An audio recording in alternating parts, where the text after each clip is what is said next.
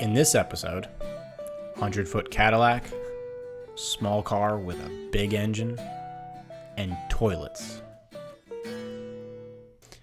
Welcome to episode 55 of the We Are Auto Show. What's new, Derek? Mr. Michael Rao, it is the weekend of the Sebring 12 hours. It is. The weekend is coming up. We're going to be there very soon. Yes. Are you stoked? Oh, dude, I'm super excited. I am so excited for Sebring this year because we're not just going for the 12 hour. No, we're going for 2 races. Yeah, 1,000 miles of Sebring and the 12 hours of Sebring. One on Friday, one on Saturday. Is there a race that you're more excited about? Daytona. Okay, of the 1,000 miles of Sebring or the 12 hours of Sebring, of those two, which one are you more excited for? Daytona. Derek, it's not an option. I don't know, actually. I almost am more excited about seeing the WEC because I just saw the IMSA cars. Honestly, me too. Yeah. I've not been to a WEC race in person, so Yes. I'm stoked about that. But they have the Glickenhaus. They do. So shout out to Glickenhaus. Want to see you guys absolutely kill it. And my love child, your bane of existence, The Porsche. the RSRs. Yes. The loudest cars in the world. Yes, remember IMSA, the International Motorsports Association, they don't run the RSRs anymore. But the WEC, the World Endurance Championship, they still run the RSRs, which are the loudest things that are ever known to man. And I am so excited to make my ears bleed on Friday. So I need earplugs on Friday and not on Saturday. Correct. Okay. Good to know. I Yes. will prep and bring those. Yes. And if you're going to be at Sebring, make sure you hit us up. Would love to chat with you, say hi. Maybe I'll even sign some babies, right? Probably not autographs, but for real, seriously, if you're going to be at Sebring, let us know. Drop us a line, either social, however, if you know us personally, reach out to us, shoot a text, whatever it is. But we're going to be at Sebring Friday and Saturday, and look forward to seeing you guys there. We will be there. Now I have a question for you. I have an answer for you. What is the correct car to bring as a spectator to Sebring?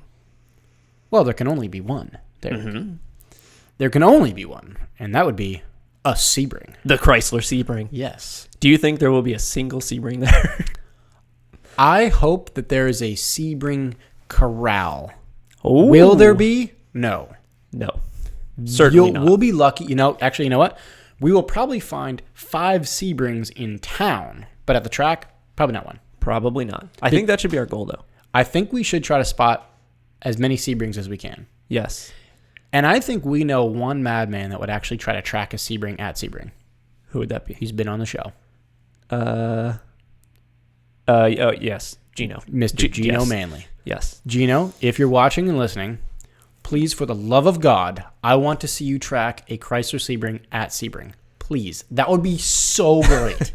I've seen you Corvette, Crown Vics, literally everything. The F-250 you were tracking the other day? Yes, please. I want to see you track a Sebring at Sebring. That'd be awesome. Wouldn't that be great? That'd be awesome, actually. Yes.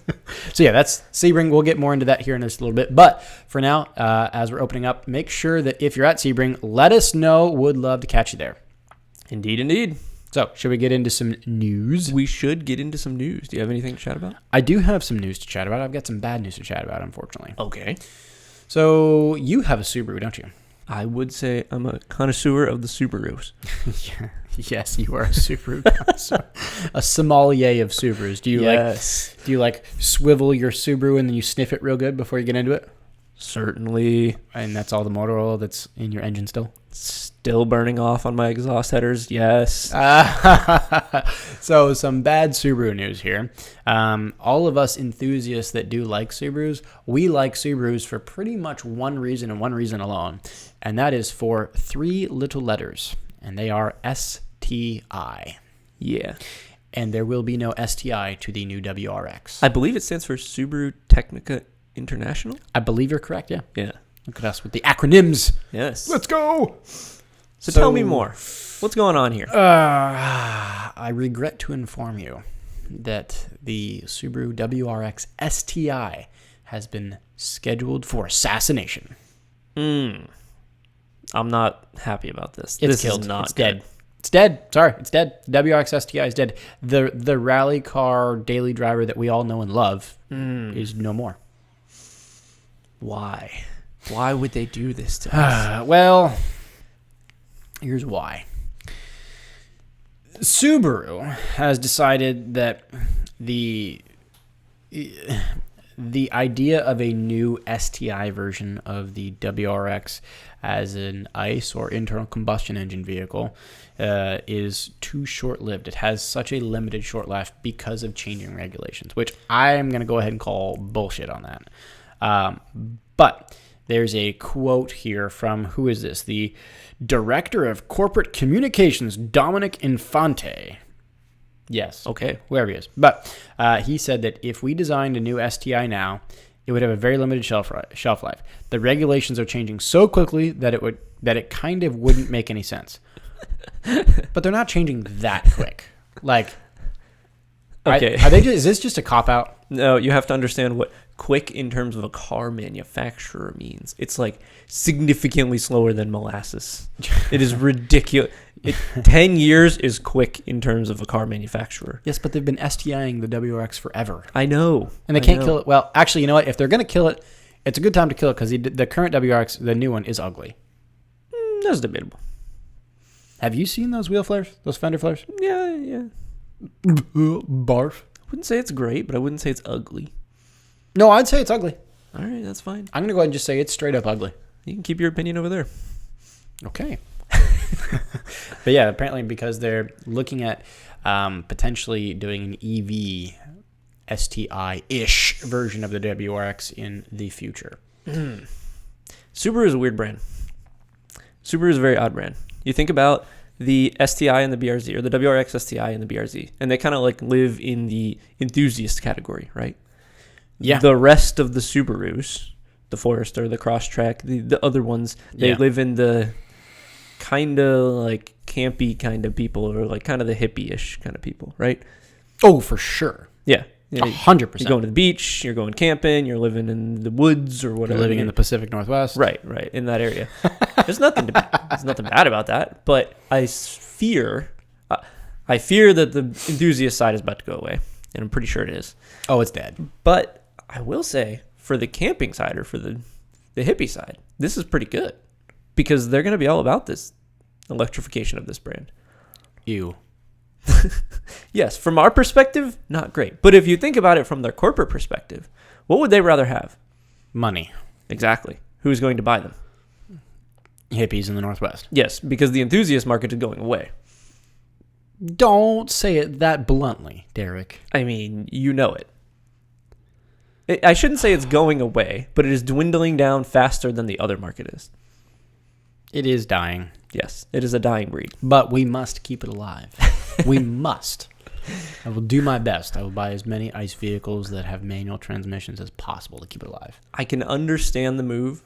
I hate the move, but I can understand the move from a business standpoint. You hate the move. Yeah. You, Mr. EV. I love electric vehicles. I am EV because it makes sense, but the STI doesn't make sense. And that's why it's awesome. I think it's a four-door, four-wheel drive rally car that people drive all around the U.S. True. And it's got a giant turbo on it. It's ridiculous to drive. It's a blast. I mean, it makes sense if you're in Canada or the really north where you need the four-wheel drive. But why have a turbo on it? Why? For boost. For boost. It's for the enthusiast community. It's for the rally guys. It's for all of that. And Yeah. it's awesome. That's the reason we love the car. Yeah. You know, it's funny that you mention, you know, the enthusiasts and like just Subaru as a brand, right? Because Subaru is really good at like doing collabs with others, right? Yeah, they are. Like your Yep. BRZ, is it not just an FRS with a different badge? Yeah. Okay, yes. Yes. Yeah, correct, right? Subaru said, we'll do the engine. Toyota, you do the rest. Yeah, well, you know, there's actually some other small sidebar news about Subaru and a future EV. You know who they're starting to launch their first EV with the help of? Who? Toyota again. Not surprised. Not at all. Saw that coming a mile away. I will say it didn't turn out bad. BRZ turned out like a pretty solid car. That was a great little car. Lacking maybe another 100 horsepower, but that's probably more on Subaru. They did the engine. Yeah, Subaru. If they would have just put a turbocharger on that, it would have been great. Yeah. It would have been the best car you could have bought. Yeah, by a mile. for sure, for the price too. Yeah. Oh, that's what I'm saying. Like if the price was close to what it was, Mm-hmm. and it just had a turbo, that would have been the best car that an enthusiast could have bought by a country mile. Yeah. Yep. But that's my Subaru news. Sad to see it go. Very sad to see it go. Agreed. But I do have something very interesting that I think you will enjoy. Okay, what you got? So, the American Dream. The American Dream. I'll just kick it off with that. The American Dream. To have, 2.7 kids, 1 dog, and... No, the American Dream, the world's largest limo, is being restored by a Florida man. Check this thing out. Oh, baby, here we go. Let me just show you some photos of the world's largest limo, and then I'll give you some numbers on it, okay? Real quick, did you say being restored by Florida man? By a Florida man. Oh, yes. Where else would we find the biggest limo in the world? Check it out. This thing is 100 feet Oh, my long. God. Look at how long it is.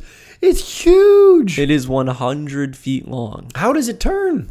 There's a quote in here. It has a cruise ship-like turning radius. What, of a moon? Yes. It does not. I don't think it turns. I don't know. Like, it can't... Imagine going through a roundabout with that. No. You just go over the roundabout. Yes. Let me give you some numbers. It is 25,000 pounds. No. Stop. Yes, stop. yes. Stop. Did you just say 25,000 pounds? 25,000 pounds. 25,000 pounds. It has... Are you kidding me? It is equipped with a helipad or a golf green, depending on what you're in the mood for. Yes. Oh, my... It is fantastic. What a creation this is. It is absolutely fantastic. What a creation. So it's being restored by Michael Deser and also another person named Michael Manning. There's 2 of them. 2 Michaels are restoring this. Hey, we are a wild bunch, aren't we? I think one was like a Florida real estate person, and I don't remember what the other one did. But they're restoring this old Cadillac limo. So this was back in the day. I think that these photos were taken from back then. It was in its prime, and it's being restored right now somewhere in Florida, which is fantastic. Living in Florida, just without knowing, what town is this being restored in? Just take a guess. Somewhere in the middle of the state. I don't know, but I'm guessing the Villages. Yes, some elderly facility. That's what I'm guessing. Yes. It is equipped with a helipad or a golf green, whatever you want it to be on the back. It has a massive, giant thing of fake sod on the back of it. It's awesome.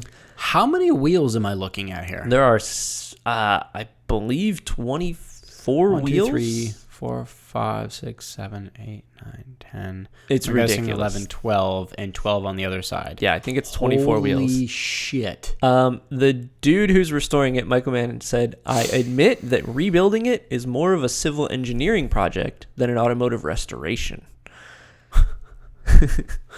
He says I that can see why. there are I-beams that you would use for bridges in the middle of the car. Oh my God. They actually put like bridge I-beams in it. Yes, to keep its rigidity. Oh my God. Ridiculous. It looks like it would just bend in half. Mm-hmm. So I guess that's partly why it weighs 25,000 pounds. Right. In its original iteration, it had 2 engines, dozens of windows, TVs, telephones, lounges, waterbed, jacuzzi, swimming pool, diving board, and a helipad. A diving board? A diving board. What the hell is this thing? Oh my God. Well. And it fits 75 people. No. 75 people can be in it. No. Yes. It's insanity. It's amazing at the same time, though. That's just, I don't have words to describe what this is. They also quoted in there saying something along the lines of, if you're going to take this out on the road, you must do careful planning, because should you not be able to make a corner, you must be towed out, and towing is quite the chore.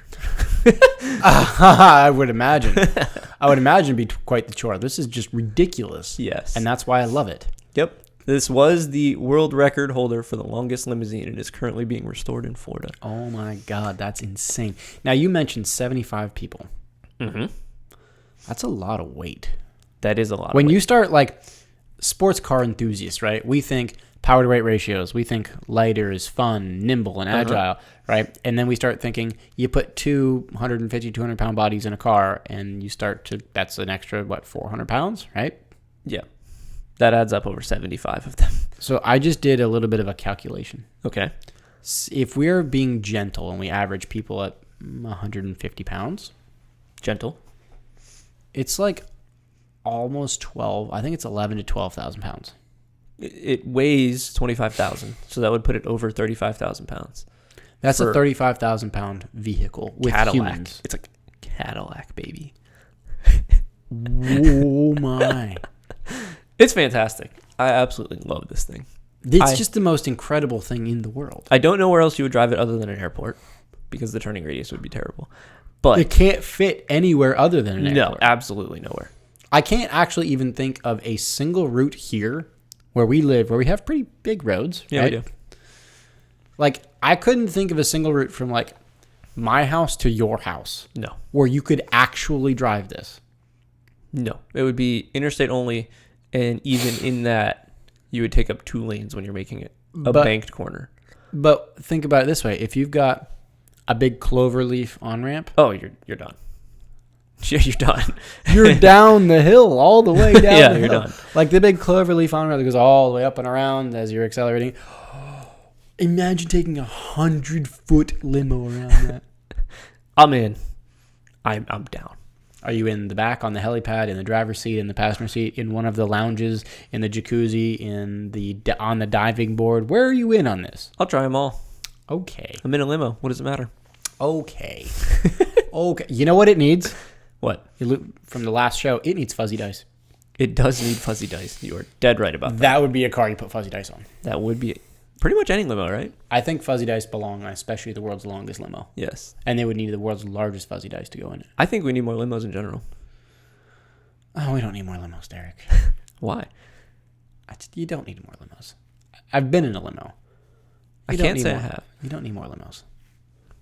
Okay. We don't need more. We don't need more limos.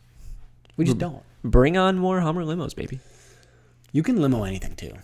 Yes, you can. Like, there's some shoddy stuff out there. let's limo a Miata. People have done it. Oh yeah. Oh yeah. Let's limo this Porsche Cayenne. You see that Crown Vic? Yeah, now it's 75 feet long. Oh, of course, yes. Yeah. Yes, absolutely. Let's extend everything. I always like it when they take the smallest car, but they make it the biggest car. The heck? Instead of taking already a big car, I don't know, a Ford Excursion or something, and making it bigger. Right. They take a small car and make a small car bigger. The smallest car possible. It's ridiculous. Enhance. Enhance. Enhance. Yes. Oh boy. All right, let's move on. Okay. So let's move on to some good news, though. Okay. So the last news we talked about, with the exception of the limo, was bad news. This is going to be good news. I like good news. It's good news for fans of the Aston Martin brand. So I think you and I, we both absolutely, maybe one of our top 10 cars, I think, is the Vantage. Yeah. I think it's up there. Yep. Maybe top 20, right? But it's up there for sure in the list of cars that we love. Well, the Vantage is getting a V12 again. Whoa. That's up my alley. Let's go. That's awesome. Let's go. You remember the old Vantage that had, you could get a V8, but then you could get the V12 Vantage? Yes. That was the business. That was. Okay. Well, they're letting you do it again. Fantastic. So this current model year, this current gen Vantage that we have has only been available with a V8, which isn't bad. No. But why not put the 5.2 liter twin turbocharged V12 out of the DBS into it instead? Why not? Doesn't that just sound better? Yes. That just sounds way better. It's going to come with roughly 690 horsepower. Oh. And that's a small car. Oh. That's a small car. That's not so a big power. car. Oh my goodness. The DBS, that could use that because that's a very long car, right? Yeah. This, nope, it's small. That's a ton of power. I imagine the power to weight ratio on that car is going to be absurd. Oh, it's going to be insane, I'm sure. But it's going to have 555 pound-feet of torque. Mm-hmm. It's coming only with an automatic transmission, but it's fine, I suppose. Okay. Right. The last V12 Vantage, the prior gen, did come with a manual.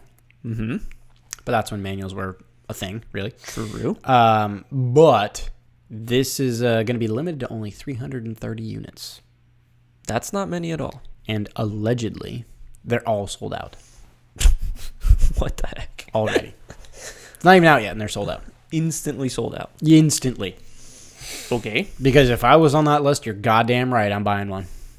For how much? Did they give a price? They didn't give an actual price, but they're kind of suggesting that it's going to be around the $300,000 mark. Yeah, it's only got 300 of them. Okay. I would bet you, though, you buy this car for 300, call it, you buy it with a markup. You buy it for 350 or 400 grand, right? Right. I bet you turn around and sell this car for 600. Yes. I bet this is a $500,000 to $600,000 car. And in 5 years, I wonder if it's $1 million car. This could be a $750,000 to $1 million car in 5 to 10 years. Yep. It could be. Especially as we move into the EV space. Yes, very much so. There is a little bit of a quote here. You mentioned power to weight earlier. Mm-hmm. I want to touch on that. I want to circle back to that for a second because there's this quote. So the regular V8 Vantage it's no slouch, right? It's pretty quick. It is the current V8 Vantage. That's a peppy car, right? Yeah. But Aston is claiming that the new V12 Vantage is going to have a power to weight ratio that's more than 20% better. Oh my goodness. That's going to be a rocket. It's going to be insane. That's going to be scary. It's going to be a scary. It's going to be properly scary. Yeah. Like properly scary. Now, I do have to ask you though. What do you think about the wing? You didn't want me to ask you that question, did you? I don't really like the wing all that much. If you buy this car, you got to take the wing off. That's my rule. That's a hot take. I don't think people are going to be doing that. Well, I shouldn't say that. Someone will. There'll be somebody will. Somebody crazy enough to do Somebody that. needs to put it someone. You know what they need to do? They need to put the swan neck wing off of their actual race car onto that. Yeah. Because the side profile does not very flattering with that wing on the side profile. No. I do agree. A swan neck off the back would be good. A swan neck off the back would be brilliant, Yeah. right? This obviously comes with a lot more aero and more downforcey bits because it needs it with this behemoth of almost 700 horsepower in such a tiny car. Yes. They didn't give a weight, but when they do have a weight figure, I will be very eager to see just how light or not light this car is. I bet you it is between 3,500 pounds and 4,000 pounds. Not particularly light, but I don't think it needs to be particularly light. It's got 690 horsepower. I think you want the weight with that horsepower. I think if you don't have the weight, you fly away. Yeah, I think you don't have any grip. Yeah. you just take off. Right. Clear. Unless you really aero the car out, which it has some, but it doesn't have an obscene amount. It doesn't look like a bonkers amount of aero. It's aero, yeah. It's going to make it stick a bit better, but I don't think it's going to be like... It's not a prototype Limo car. Yeah, it's not just pure aero. No, right? no. I think it does look good, and I do agree with you. The wing doesn't look great. It does seem like they have a giant diffuser in the back, which is good. Way to hide that aero. That's fine. They should have just hired Peugeot to do their aero, since Peugeot's going to make that prototype without a wing. No, just all their cars are wingless now. That'd be sick. I mean, yeah. That could be kind of cool. That'd be cool. When Porsche does their stuff without wings. GT3 Touring without a wing. Yeah. That could be sick. But if you're building a track essence car, you kind of need a wing. Well, yeah. But is this a track car? That's what I was about to ask you. I reckon it's not. I don't think it is. I think it's just a joy of driving car. Yeah, I think so. I think it's an expensive car. I think it's an investment car is what it is. Yeah, a joyful investment. Yes. Yeah. I just want that whoever buys this, I want them to put miles on it. I think you could bring it to a track. But you're not going to be the fastest car. You're not going to have the most grip. Nope. It's not meant for that. Do I spy a center exit exhaust there? Yes, you do. Ooh. Mm-hmm. I am a huge sucker for a center exit exhaust. Mm-hmm. That is maybe my favorite thing about most cars is a center exit exhaust. That's the Porsche way, isn't it? I am a sucker for a center exit exhaust. It's like when they did the Mark 6 Golf R, they did a center exit exhaust on the Volkswagen Golf R. Yep. And I was smitten. If I could do a center exit exhaust on my GLI, I would. I don't blame you. They're so cool. Are there bumpers out there that don't allow it? I mean, you'd have to. You'd have to fab. Yeah, you'd have This to. is not like I'm gonna go to Right. Amazon and get a center exit exhaust Right. bumper for my GLI. But that's the new V12 Vantage. That is pretty darn snazzy.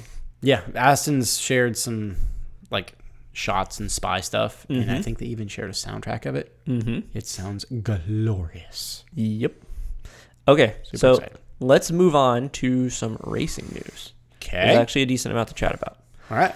So let's kick it off with our most boring series that we watch. Oh, good although, debatably, F1 has been very entertaining. That last race sure was. Yes, it was. But in F1, the first race of the season, Bahrain, is this weekend. I believe it is a night event as well. Yeah, while we're going to be at Sebring, they will be racing F1. I believe it'll be Sunday, so we'll True. be back. I guess, yeah, we'll be back. We'll be back. We should be able to watch. Probably exhausted. Yes, probably. But with that, we've seen a whole bunch of their testing going on right now, and a whole bunch of shenanigans are going on. Have you been keeping up with any of the shenanigans going on? A little bit of them. The shenanigans that I've seen that are most prevalent have to do with Mercedes. Yes, Mercedes is pushing the envelope.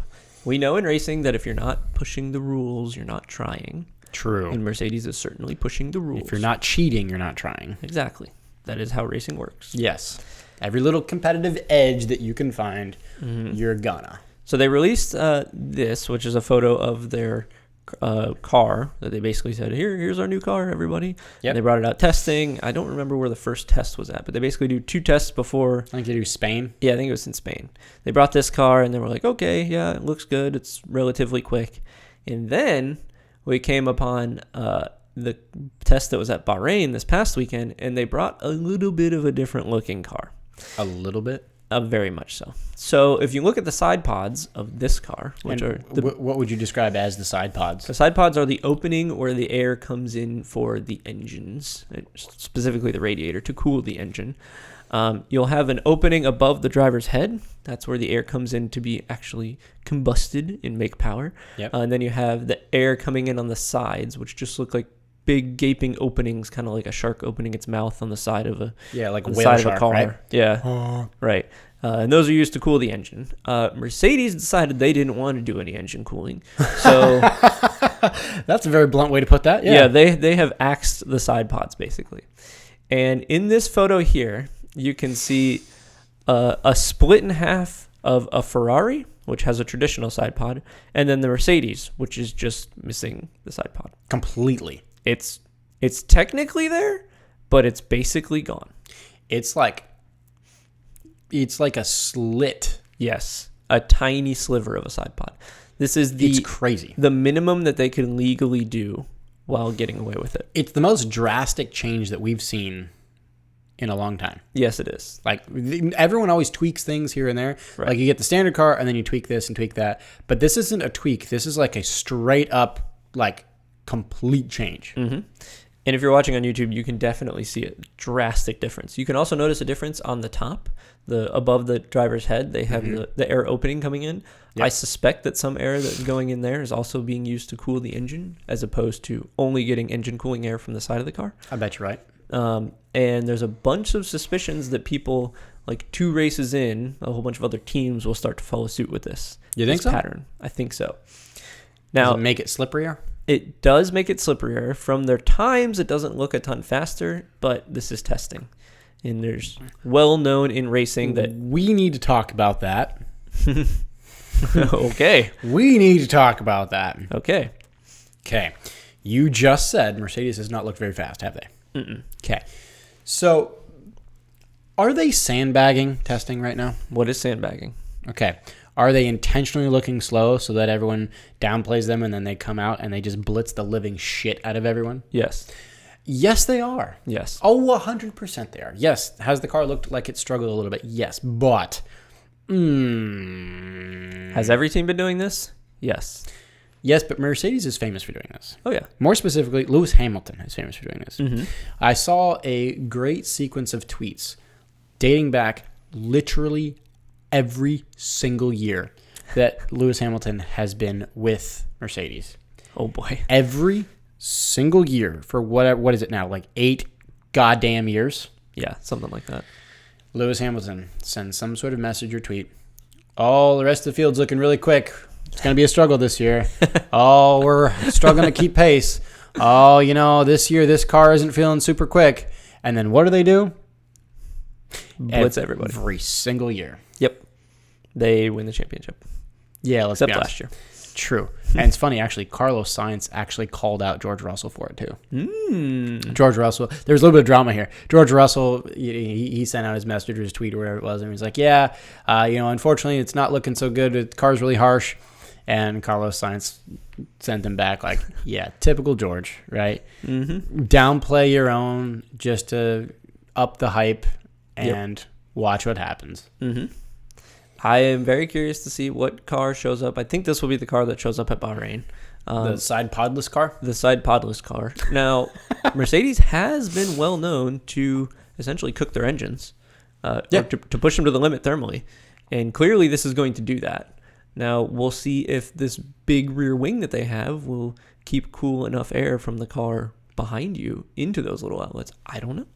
We'll find out. That'll be the question. Whole new car. You're supposed to be able to run closer behind them because of better aerodynamics. Will running closer with a smaller side pod be okay? I don't know. Yeah, with these new aerodynamics, instead of having all the extra wings, you have more ground effect. So stuff on the bottom versus the wings that get spoiled with air. Mm-hmm. Regardless, we're going to see actual pace come qualifying this weekend. Yep. And we'll see how fast they actually are. We will. And a little bit of more actual F1 news. So you remember this whole Ukraine-Russia situation going on right now? Yep. You remember who got the axe here? Yes. Yeah, that was Nikita Mazepin, right? Yes. Well, a familiar face is coming back to F1 to replace Nikita Mazepin. Who might that be? Kevin Magnussen. K-Mags. So we went from Mazepin to Magnussen. Yes, the M's. Yes. Magnussen is coming back to Haas. Okay. He's replacing Nikita Mazepin. Now, he was there? I believe he was, yeah. I believe he was there. Yeah. I know that the Haas is probably still not going to be very quick. Oh, it's going to be horrible. Yeah. I feel bad. Yes, does he want to race on the, I guess, world stage? Yes, of course he does, right? But is this a good move for him? Not so sure. I don't think so. I think with his dad being in IMSA, in the WEC, running what was the Corvettes for a really long time, Kevin Magnussen, I would love to see him in sports cars instead. Yeah, he needs to be in sports cars. And he has the connections to do it. I don't know why he's not there. Because he's a quick driver. Wants to be on the top step. He wants to be on the top stage. But it's all political. It's not, at least in... Well, we know that. In sports cars, it's not as political. It is still political. Well, of course, but it's not as bad as F1. Yeah, well, we know that. How can he not see that? Because he sees the money. Oh my gosh. Whatever. Okay. I'm just saying. You're probably right. Sadly, you're probably right. Because what is the lowest ranking F1 driver make in comparison to the toppest ranking IMSA driver? Yeah. Isn't it something like... There's probably a big gap. Goddamn $25 million to like 2. Yeah. I mean, for his retirement account, he's going to want to go back to Haas, that's for sure. Yeah, I get it. But for his self-esteem, he's going to hate himself for doing it. Enjoy your last places with your money. Yep. Enjoy the all that the mansions in Monaco and the yachts and all that. Until they get seized by everybody else. Oof. Anyway, let's move on to more Sebring news. Yes. Because Sebring is coming up, so let's do a little bit of previewing here.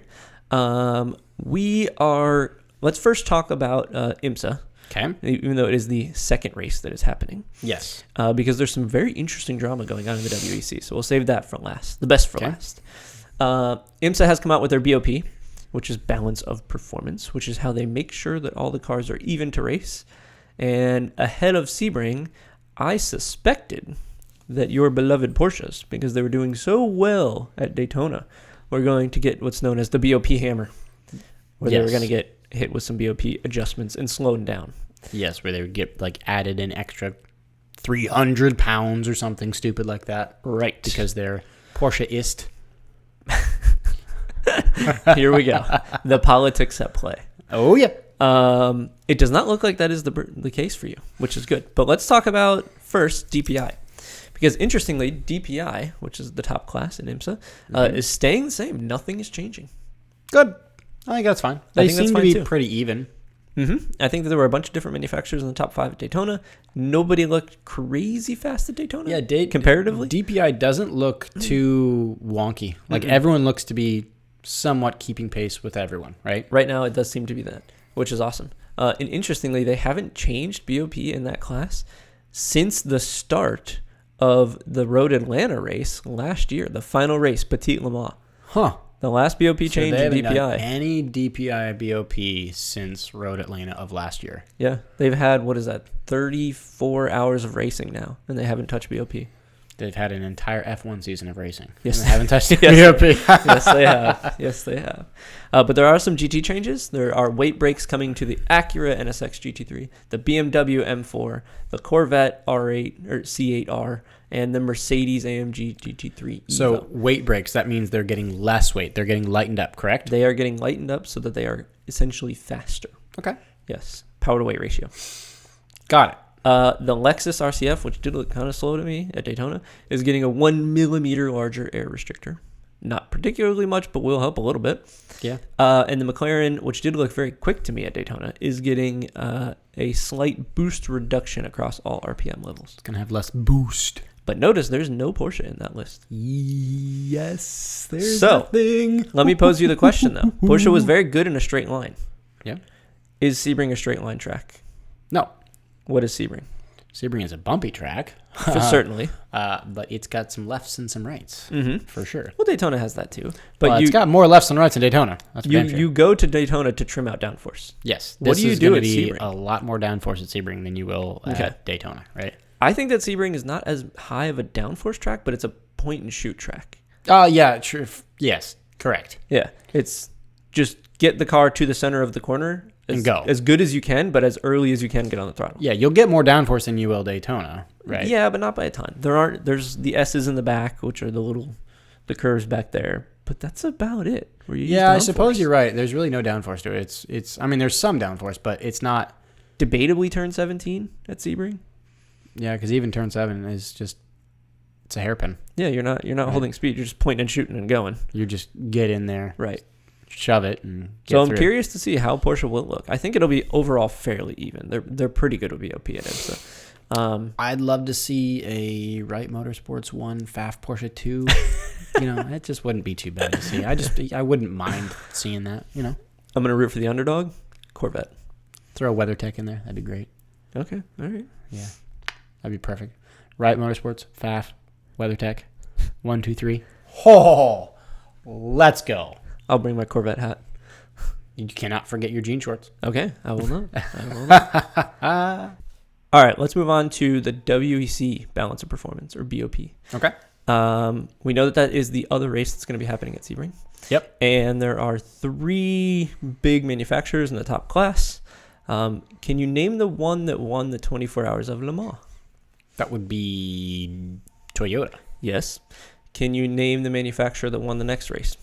That'd be Toyota. Can you name the manufacturer that won the next race? I would bet that'd be Toyota again. Yeah. All they did was win every single race. Yeah, Toyota won everything. Yes. All the time. Like, Toyota did not stop winning No. the entire season. And they won by a stupid margin. Right. That is what they do. But I think that is because of balance of performance. is Toyota's reign of terror over now? It might be. The balance of performance adjustments have come out for Sebring, and this is for the WEC, the race that is going to happen, and it seems like Toyota got hit with the BOP hammer pretty hard. Ooh, good.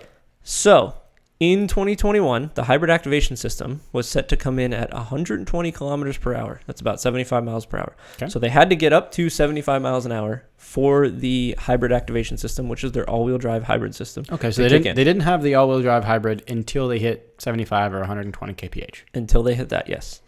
Now, they have to get up to 118 or 190 kilometers per hour. Whoa. Almost 120 miles an hour. That is a huge difference. So we went from 75 miles an hour to around 120 miles an hour. That means they're going to very drastically cut down the amount of time they are in that hybrid all-wheel drive. Indeed.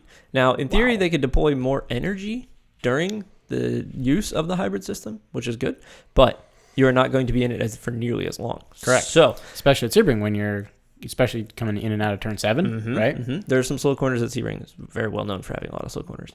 Now, We do also have an additional 30 kilograms of weight being added To the Toyota? to the Toyota and a small power reduction from their engine.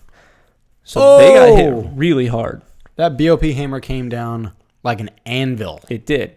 And the other two cars, the Alpine and the Glickenhaus, the Alpine gained 22 kilograms since Bahrain, which was the last race. Okay, so the Alpine got a little heavier. A little heavier, but not nearly the hammer that Toyota got. And then Glickenhaus has remained the same. Good. Nothing has changed. Glickenhaus forever. Yeah. So looking at the Free Practice 1, the times that have come out of it, Toyota's actually last place in their class. Oh my God, that's the first time that's happened in a very long time. It is. I am super stoked to see what comes of the race with Toyota, hopefully not just sweeping everything under the rug. I really hope that's the case. And I suspect we might finally have someone else to win a race. You know, in it'd the be top cool class. to see Glickenhaus win in an American race. Oh, it'd be amazing. Alpine wins? Fantastic. Toyota wins? I'm like, okay. Yeah. But I suspect that this time it will actually be a fight. There won't just be them leading or winning by 5 or 7 laps. Like I hope that this is like a real legit battle. Yes. And I suspect that when we get next year, when all the other manufacturers bring their new cars, we'll probably get a big adjustment in the BOP again. Yeah. Which is fine. But for this year, it looks like the WEC is not handing Toyota the championship. Yeah. Which is good. Yes. So much yes. Fantastic. Yes, all the time. Yes. This is great. I'm so excited and happy to know that Toyota is not just literally being given a blank check with as many wins as they want. Nope. Not this year, which is awesome to see. Because that's what they were given. That is what they've been given the past 2 years, and it's been honestly kind of boring to watch. It's been very boring. And we are in an entertainment industry, and boring is not entertaining. Correct. Yep. So it seems like they're making the change, which is good. Mm-hmm. Yeah, agreed. But there's actually a little bit of more news. It's not really pertaining to Sebring this year, but potential future Sebrings. It could. So we've talked about the LMDH, the Limo Daytona hybrid, not hypercar. Yes. Right? You've got LMH Limo hypercar and then LMDH Limo Daytona hybrid. Yes. Right? Trying not to get tongue-tied here, but that is really difficult when it's a bunch of LMs and H's, right? Indeed. So Audi was known to have been going into LMDH set for 2023, right? The year that LMDH is supposed to be going absolute ham with everyone, right? You've got Porsche, Cadillac, Acura, all of the manufacturers, all of them, right? But apparently Audi is putting the pause button on that. Yikes. And I'm worried this could be not just a pause button, but the altogether stop button. Now, wait a minute. This is not the first time they've done this. I'm pretty sure they paused this once or twice before. Yeah. Or there was at least rumors that they were pausing it once or twice before. Whether they were confirmed or not, I don't know. But not good. This isn't the first time that we've heard Audi's pulling out of LMDH. They're not within the pulling past out. 6 months. I wouldn't say they're pulling out of it, but they're pausing forward momentum. Yes, but it does have a little bit of a feel that this isn't just a pause button, this is a stop button. Uh-oh. That's what scares me. That's not good at all. Yeah, so 2 years ago, this was when Audi made the call, like, hey, we're coming back. Because they wanted to be on the top step again.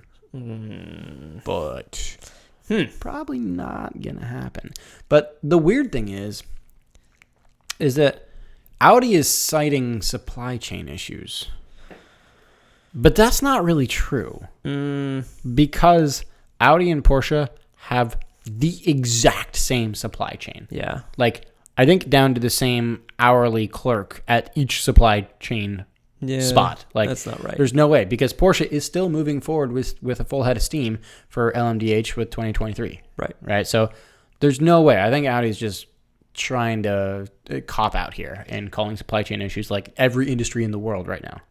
Now, I know that Audi is trying to do, is it F1 too? Yeah, exactly. Now, there is a quote here. So Audi actually denied any connection between this like current pause and a move or a potential future F1 engine program, right? So they've denied this.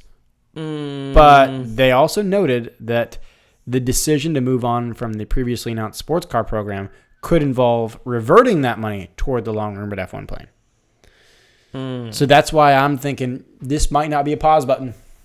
No. This may be a stop button.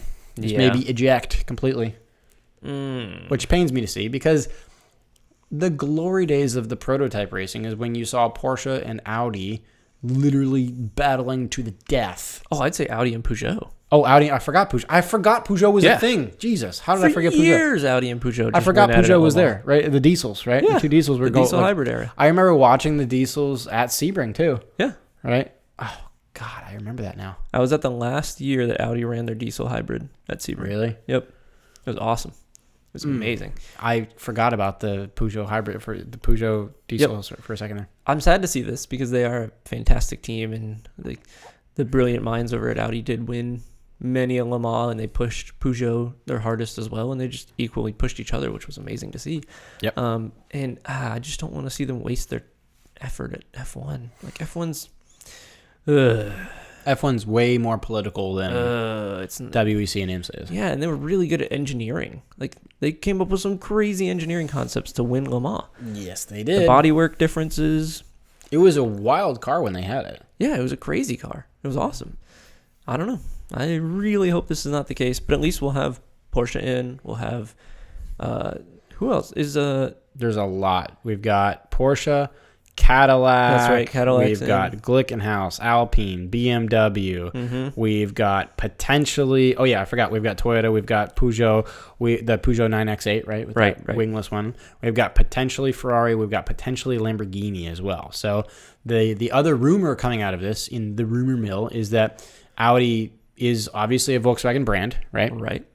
And then maybe Volkswagen may be replacing the brand of choice with Lamborghini in the top class racing, LMH and LMDH. It's just not the same. It's not the same as Audi The versus heritage Peugeot. isn't there, right? Yeah. The heritage isn't there. Yeah. I agree. While I do like the idea of Lamborghini, I prefer Audi. Just give me them all. Why can't we have Lamborghini and Audi? That's a lot of Volkswagen brands battling each other. It doesn't matter. The more the merrier. Well, I agree with that, but the corporate heads don't. All right, whatever. I think it'd be amazing to see Audi versus Peugeot yet again at Le Mans. It would bring back so many memories for so many people. Yep. Oh, that'd be awesome. Yep. So, let's move away from some racing. Okay. Did you get to drive anything interesting? I over this actually week? have. Okay. I got to very briefly. It wasn't spirited, unfortunately, but very briefly got to drive a new Civic Type R. Okay. I've yet to drive one of those. Tell me about it. I went into the new Civic Type R thinking that I wasn't gonna like it, thinking it's just going to be very boy racer, very cheap and chintzy, and just like blah, and like not really. And it's just not really my cup of tea. Yada yada yada. But I'll be honest, when I was driving it, I actually liked it a lot more than I was kind of expecting to like it. Really? Yeah, I initially thought, yeah, it's just kind of super blah and like, it's too many wings and fins and fins and wings and fins and wings and wings and fins. So I definitely was not super stoked about it. But when I got into it, I liked it. Then you drove it and you were like, I'll take another one? I actually kind of like it. Okay. What about it did you like? I really like the Recaro seats in it. Okay. That's seating one position? like actual thing. Seating position and seat itself. Good buckets? It's like a proper bucket seat. Yeah, it holds you on there. It's really, really good. I didn't mind the layout of the interior. Are they easy to get in and out of the seats? Not super easy, but they're easy enough. It's usually the downside to having it contort around your body really well. Yeah. The look of it is starting to grow on me. Yes, it's working. It's starting to grow on me. Yes. Now I'm like up close and personal with it. It's starting to grow on me. How'd it sound? Not bad. Civics are well known for being not great sounding. It didn't sound bad. Okay. Granted, I didn't get it over maybe $5,000. Okay. Right. So Okay. I never really got into the full VTEC, bro. You didn't experience the VTEC? No. Have you ever experienced VTEC? Not proper VTEC, no. It's weird. It's really Does it weird. just make a really extra loud noise? No. You feel it. You feel the torque difference. Do you really? Yeah, you feel it in your butt. But it's just like You have to get so high in the RPM for it to kick in. It's just so weird. Like 7,900 RPM, and then finally something happens. It's like 5.5 or something. There's like a 2,000 RPM band where you actually get VTEC, but That's funny. it's not like driving a turbo. It's different. I will tell you, I did like how short the throw was in the shifter. So it's obviously only offered manual, right? I really liked how short the throw was. So first gear, second gear was just a flick of the wrist. Second gear, third gear, flick of the wrist. Sure, no dog leg gearbox. No dog leg gearbox. Okay. Was the pedal spacing good? Yeah. I will tell you, pedal spacing felt good for me. I would say I would maybe like a little bit closer braking gas for heel toe. Yep. But not bad. Okay. Honestly, car felt pretty good. How did it feel handling wise? Did you push it through anything? I didn't really get to push it. Okay. But I will tell you one thing that I'm not super stoked about. They have removed the love handle. On the door? No. Oh, the one on the top? The handbrake. Oh, wait, what? It's handbrakeless. Oh, I don't like that. It is handbrakeless. Mm. I immediately got in and I was like, what That's do I want to do with this? There's nothing here. No, where's the button? Huh. That made me scratch my head. Definitely means that there will be no women being seduced. That's for sure. Right. But other than that, one funky thing I noticed, and I don't know, I didn't read too far into this. I didn't actually go into the manual and look, and I haven't looked it up either. But I was intentionally trying to stall the car. Oh. I wanted to see if I could stall it. Yeah.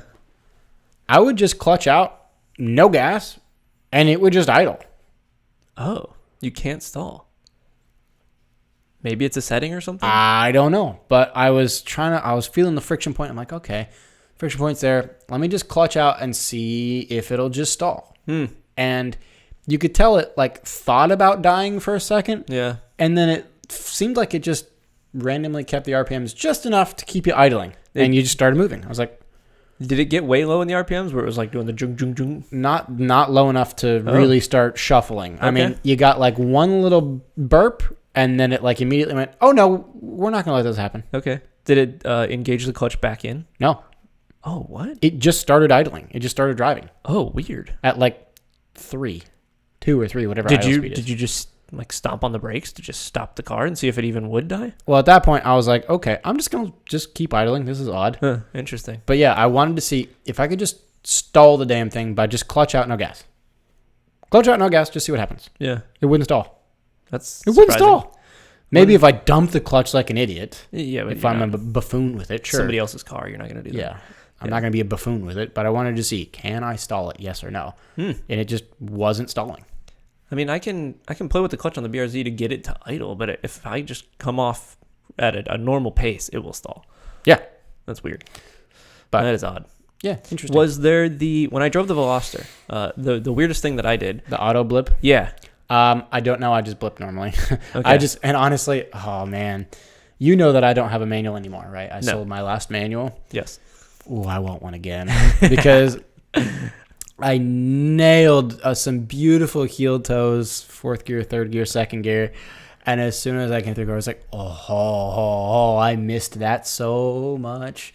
Oh, that was so good. It just felt nice and smooth. Like butter. Isn't that one of the best feelings? It really is. Just nailing a heel toe. It really is. I mean, it wasn't going fast. I was maybe doing 35. Yeah. 4th gear, 3rd gear, 2nd gear. Perfect. Boom, and it just felt just glorious. And did you roll through the corner and stand in it and whoop? I would have loved to, but I could not have. Oh, man. No. As much as I would have loved to have done that, no. That's all you got to do. Even in your 2nd gear, you just got to whoop up to like 5,000. That's it. Yeah. No, I would maybe 4,000. Okay. Dang. But I'm glad to hear that you actually enjoyed driving it. I will most likely get another small little bit of seat time in it again. Mm-hmm. But for now, that's my initial review of the Type R. Okay. I liked it more than I thought I was going to like it. Let's put it that way. See when you're in it next time. See if it'll auto blip. Because that was one of the weirdest things in the Veloster, and I didn't really know. It does have like an R button, R setting. Yeah, mess around with it. For sure. But I wanted to blip. I didn't want it to do it for I can me. understand that. I don't want it to do it for me. But now I'm curious. I would love to have a day where I drive a Civic Si and a Type R back to back.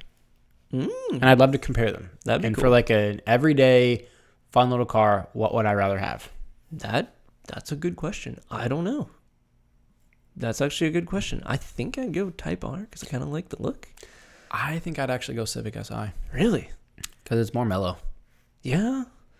But I mean, okay. I don't know. It's not as yobbish. Last question I have. Did the Type R pop and gurgle a lot? No. No. Interesting. No. I didn't have it in R mode. Yeah, you're right. You got to change over to that to get it to do that. Yeah. Likely. I'm assuming I'll have to put it in R mode to go blah, blah, blah, blah, blah, blah, blah, blah, blah, blah. A Veloster in R mode is just a No, machine gun. It's in mode. Oh, you're right. In N mode, you're right. Yes. But it is an absolute machine gun of pops and sputters. Oh, really? So you lift off just pop, pop, pop, pop, pop, pop. Oh, it's terrible.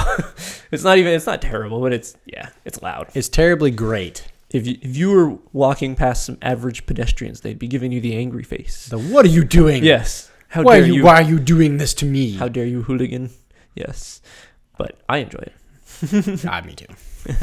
But yeah, that's my initial take on the Type R. All right. That's cool. So, as you have been driving around, maybe even in that, did you spot anything interesting? I didn't spot anything interesting when I was in that, but I did spot some cool stuff while I was out and about, though. Okay. The first thing I spot, which is not my spot of the week, but it is a Ferrari 550 Marinello. So, you remember last week when I told you I spotted the Ferrari F12 Berlinetta? Yes. This is like the predecessor to the F12. Ah. You remember how we were talking about we both loved front-engine Ferraris more than we loved the mid-engine Ferraris? Yes. This is a front-engined V12 Ferrari Okay. that came with a gated 6-speed manual. What do you think about gated shifters? I haven't driven one, so I don't know. Yeah, neither have I. I'd love to drive one. What I hear is that they are both the most satisfying and the most pain-in-the-ass shifter you'll ever have. Like, I've heard that it's both at the same time. I can see that. Because it's such like a satisfying click of first, click second. Right. And click third. Right. But you can't just like feel it. No. There's no like wandering for a gear. Yeah. It's you're either in the gear or you're not. Right. There's not a whole lot of in between there. Whereas, like in your car, you can be kind of in your gear. Yeah. And you still find your way. Right. Right. But with the gated, I've heard it's equal amounts satisfying and equal amounts pain in the ass. I imagine there are some clunks that you accidentally... Especially in a front engine 5.5 liter V12. That would be a very expensive sounding clunk. Yes, it would be. But that 550 Marinello, that was 3,900 pounds with 478 horsepower back in the day. 3,900 pounds of 400. And that was from like 2000, I don't even remember. When did they come out? 2000, I think. Like 20 years ago, 22 years ago now. Are those going for a pretty penny now? Yeah, they're not cheap. I don't know how much they're going for now, but Are they actually, let me find out. Okay, because I look at this and I don't know, is this like top of the line Ferrari, like old Ferrari, or is this middle of the pack old Ferrari, or is this like your bottom layer old Ferrari? Let's see. My guess is kind of middle of the pack, but I don't really know enough about them. Jesus Christ. Yeah? Okay. Yeah, okay. Whew. All right. So I saw one article. That was the record was $4.3 million for a 550. Okay, that can't be right. But that was obviously some sort of fancy something. Yeah. Because then I saw, let's see, you could get a 1998 550 Marinello, 120, 130-ish, 150-ish. Okay, all right. So reasonably prices for an reasonable-ish. Yeah. It's not okay, 200, 220. It's not a pure depending on piece. Yeah, I guess depending on if it's a blue chip or not. Right? But a cool spot. I like it. It's cool. Yeah. Is this you think this is an old Italian gentleman that would drive this? This is not a race car. When I saw it, it was kind a young of a cruiser. Guy. It was a young guy. What? Yeah. You know what that tells me? It's a young, proper car enthusiast. Because he wanted a front-engined V12 manual transmission. Where the hell else are you going to find a front-engined V12 manual transmission? You don't even know what that is if you're not a proper car enthusiast. An old BMW? You don't even know what that is if you're not a proper car guy. Yeah. I don't know. He looked like a pretty young guy. That's cool. I was stoked. I was like, yeah, you know what? Head nod to you, sir. I would have thought that this would be an older gentleman driving, but that's interesting. That's cool. Looked like a 30s, maybe 40s, maybe 40s, but probably 30s guy. Unless it was Dad's car, but maybe. But Didn't look I'd like to think not. Yeah, I'd like to think not either. Yes. But that's not my spot of the week. Okay. My spot of the week is something quite different Okay. What is that? that I don't think I've ever actually properly seen before. But it is a Jag. A Jag. Yes, we've talked about Jags before. We've many times. Yes. So I saw a Jaguar. Mm-hmm. But it's not just a regular Jag. It's an XJR575 or an XJL575R, whatever it is. Okay. It's big. Is it a washing machine? Huge. It sounds like a McLaren MP4-12C, right? But it is a giant luxury, huge, massive boat thing with a great big whopping 5-liter supercharged V8 up front. A supercharger. Okay. Now, when I first saw it, it's funny, I saw the same car twice in one day. Mm-hmm. So the first time I saw it, I was puttering down a road at 43, and this thing came up next to me at 45, dropped it down 2 gears, and went ham. And I was like, oh shit, yes, get some of that. Please give me all of that. I'd like seconds. Thank you very much. And then somehow I magically stopped at a gas station later that day, and it pulled in as well. And I was like, yes, it's back. So when I got a closer look at it, I could see it wasn't just a regular XJR. It was a 575, which was the swan song of the Jag XJ. A 575. Okay. Yeah. The 575 stands for 575 horsepower. Oh. So that's a lot of horsepower in that thing. That's almost 600 horsepower. That is a lot of horsepower. That is a ton of horsepower, right? This was made in, I don't even know, 2018-ish, I think. Mm-hmm. I don't really know. But it's 575 horsepower in a 4,387-pound giant, huge sedan, or as we would know across the pond, a saloon car. Mm-hmm. You know how fast it is 0 to 60? It's probably quick because it's got a lot of power, but is it heavy? 4,300 pounds. Almost 4,400 pounds. And that's not that heavy. It's heavy, but not crazy heavy. No. What is 0 to 60? 3.9 seconds. Whoa. It's sub 4. Sub 4. Whoa. In a massive 4-door. This is the Jag version of the Mercedes S63 AMG, the big S-Class sedan, the big luxury, right? Wow. That's surprisingly fast. It's stupid fast. Huh. It's stupid fast. I didn't know about it. No. I mean, I knew they did an XJR, and I thought, okay, yeah, that's great. It's a sports car with 500, or a sports sedan with 500 horsepower. But then the 575, when I saw the 575 badging, and I actually examined it a little more, I was like, okay, wait a minute. Now we're talking. That's not just a regular Jag. There's more to this. That's a cool spot. It was really cool. Because that's a blend-in spot. Yeah. That you would know only if you know. Exactly. And the spec I saw was the actual spec we're looking at on YouTube, which is that matte gray. Okay. So it was that exact spec. I like that matte gray. It honestly looked it was very sinister. I am a sucker for matte, though.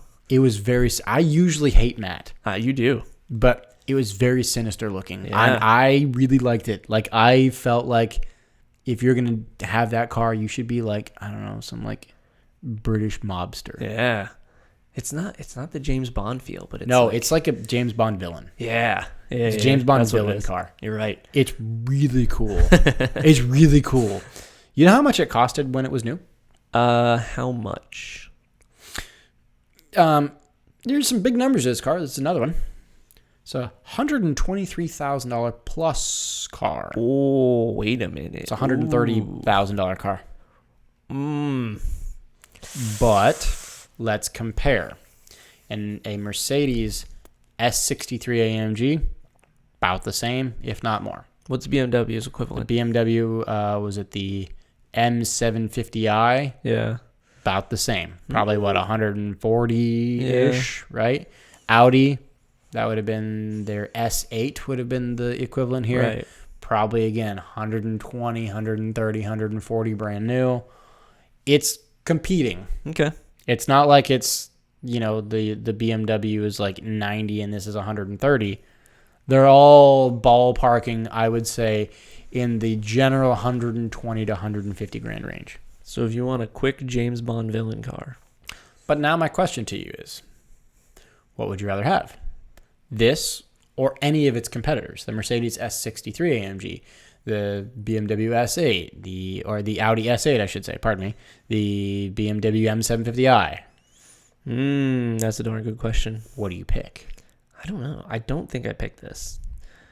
I think personally I'd go Audi. That's just me. But I do dig the matte of this car. It'd be sweet to be the James Bond villain. Can I be honest with you? What? I think I picked this. Really? It's a very attractive car. It is. It's maybe the best looking of them all.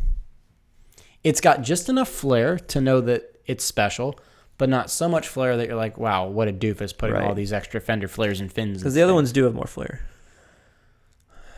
Honestly, if it's me and I could own this car while it had a warranty,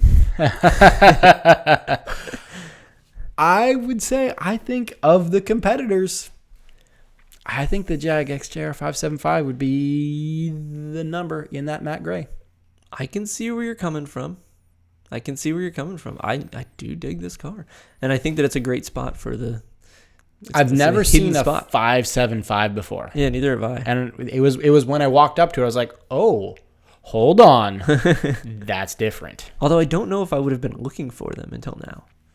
Right? True. I would have seen it and been like, okay, that's fine. No problem.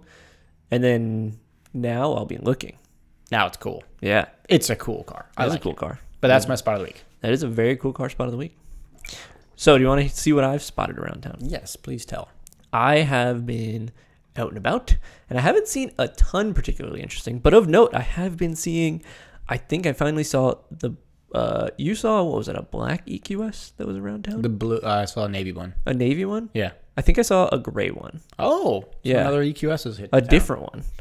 Interesting. And I also saw another, I've seen like now 2 or 3 this week, Tesla Model S Plaids, but I feel like they are going around like hotcakes. they are. It's like all of them are being delivered right now. would love to drive one, but I don't know anyone who has one yet at the moment.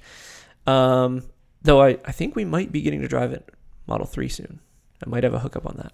Oh, okay. Yeah, could be interesting. But my car spot of the week goes to a pretty basic, well, I shouldn't say basic. A basic car? Your so dentist. a Honda Civic. No, it's your dentist's car. That's what we deem this car. I remember what we're talking. I remember. Yeah, yes. Okay. It is an Audi R8. Yes, your dentist's supercar. Your dentist's supercar. And it was a red one with the black stripe on the side. I think it actually looks pretty darn good. It's a decent spec. It's a very good spec. It was one of the newer ones. Are they all V10s? The new ones, I believe they only make V10 R8s now. I think you're right, because I've never seen one without the V10 badging. I don't think they make a non-V10 R8 anymore. Yes. But let's quickly review the specs for the people listening, okay? Horsepower numbers, 562. That's if you didn't get the V10 Plus, you're at 560. If you get the V10 Plus, you're probably more than that. Yeah, it's around 600 if you have the V10 Plus. We have a 5.2 liter V10.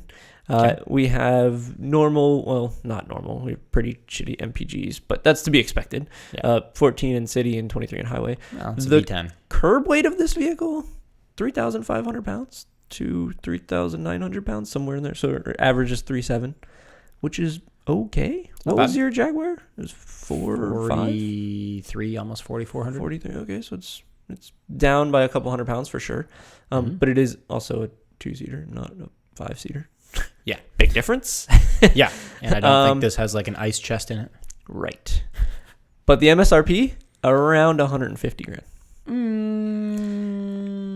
Wouldn't buy it for 150 grand. No, but I think you can get these reduced in price a decent amount. Like used? Yeah, you can get them used. You'd probably buy them used for what, $130? I think you maybe with the old used car market. Yeah, maybe not with the current used car market. Yeah, you're probably right. I think in the old used car market, you start getting these like under 100 grand. Yeah, without too much trouble. Mm-hmm. But now where we're sitting, it's they're hefty. Do you still think that it's your dentist's supercar? I think that it's the supercar for someone that doesn't have an imagination. Doesn't have an imagination. I do think it's the supercar for somebody who's not really into cars. Yeah.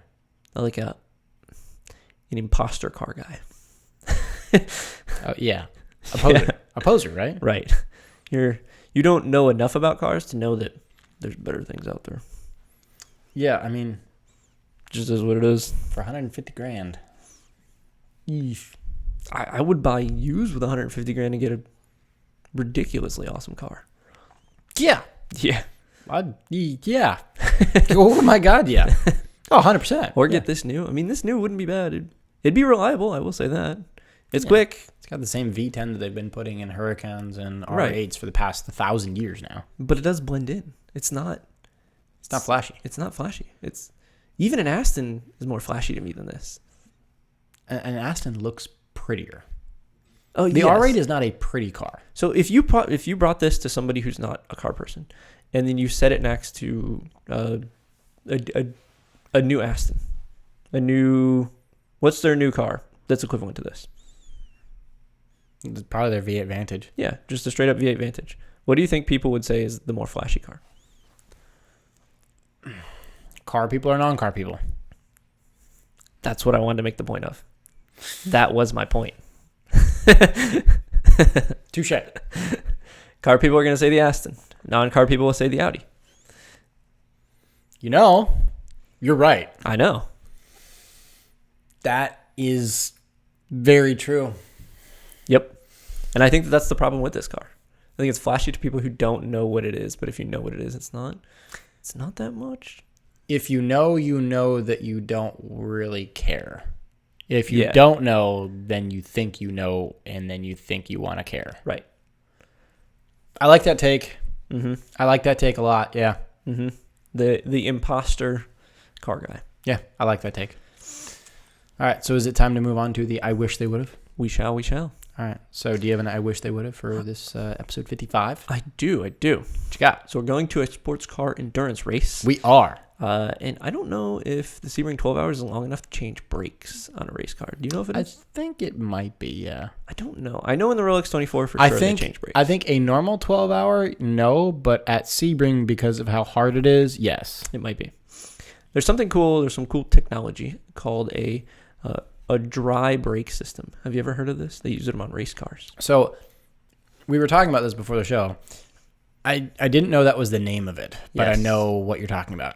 Yes. So a dry brake system, for those who don't know, normally when you would get your in a race car, when you change your brakes, you need to change the caliper, which is the part that pinches, and then the disc, which is the part that spins around with the wheel. Yeah, your rotor. That right? gets pinched by the caliper. Yes, Yeah. the rotor.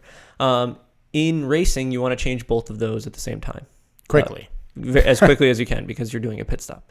And in racing, they have, they call it a dry brake system because you don't end up bleeding the brakes and removing all the brake lines and doing all this stuff. Everything kind of pops off in one big chunk. There's like 2 bolts you unscrew, and then it pops off, and the brake lines actually have quick disconnects on them, which is pretty cool. Yep. And then you take your new one, which already has all the fluid in it, and all the calipers are aligned, and everything's all set up, and you pop that on, tighten your 2 bolts, and then plop in the quick disconnects again, put them back on the car, and that is now your fresh brakes. Now, when you're doing it in your driveway and you're actually changing your own car, you have to drain the brake fluid, you have to bleed the brakes and get all the fluid out of there. Yeah. You have to put new brake fluid in, and you have to pump the pedal a bunch of times to get the brakes up to pressure. That would be known as like wet brakes because you have to change out all the fluids. But in race cars, it's called a dry brake system because you don't actually do any of the fluid changing. It's all already set up, and you just have disconnects that you pop off, pop back on. I wish that street cars had that. That would make doing your own DIY maintenance way easier. It'd be awesome. It'd be quick, too. Yeah. You can do your brakes in 30 minutes. And the manufacturer would be the one to set it up and just send it to you in a box. And here's 2 bolts. You already have stuff to take bolts off your car. Yeah. Undoubtedly. So, bam, no problem. Fluid's already in there. Everything's good to go. You just pop the 2 bolts on. I bang, like bang. that idea. You're good to go. I like that idea a lot. I wish that they would do that. That makes things easier. I don't think they will, but I wish they would. Oh, they definitely won't. No. But it would be a good idea. Yeah. So do you have something? I do. Mine's a little bit more ridiculous, Okay. as usual. Yes. So my I wish they would have is that I wish cars had a toilet in them. What? Not like an RV, but like just a car. If you have to pee, you gotta pee. You want the Civic Type R to have a toilet in it? Well, of course. No. Yeah. No. It would work more for male drivers than it would female drivers, I'll Oh be my honest. goodness. So I see so many problems.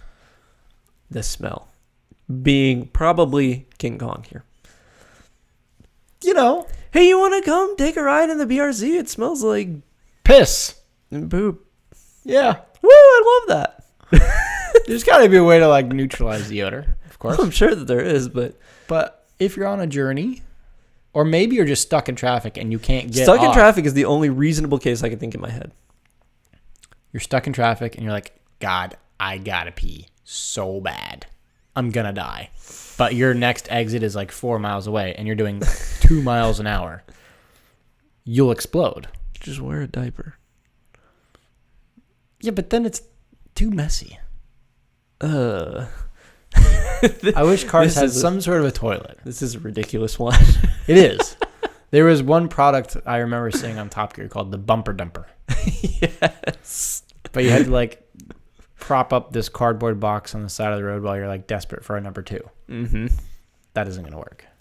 You want it in the car. I want some mechanism to let me take a piss in the car Whew. and not stain the seats or anything. And it just be like composted or whatever. All right. Or maybe it just drops below. Whatever the case is. Turned into, I don't know, maybe you can convert it to brake fluid or something. Okay. Quick disconnects on brakes are fantastic. A toilet in your car, just get an RV. Just get an RV. It's practical. Just get an RV. Let's wrap this up. Okay, so let's wrap up episode 55 then. Yeah. So that's going to do us for episode 55. Thank you so much for watching. And if you're on YouTube, make sure you leave us a comment and drop a thumbs up if you can. Make sure you hit the subscribe button. If you're listening audio only, whether that's Apple, Spotify, wherever, please do make sure you leave us a 5-star rating and a review if you could. And make sure you follow us on social. Facebook is We Are Auto. Instagram is We Are Auto _. YouTube is We Are Auto. Make sure that if you're at Sebring, hit us up. We will be there. We'll be there both Friday and Saturday. And we're going to camp and have a wild party. Not really, but come see us. So again, it's going to wrap us up for episode 55. Hope to see you guys at Sebring. Peace.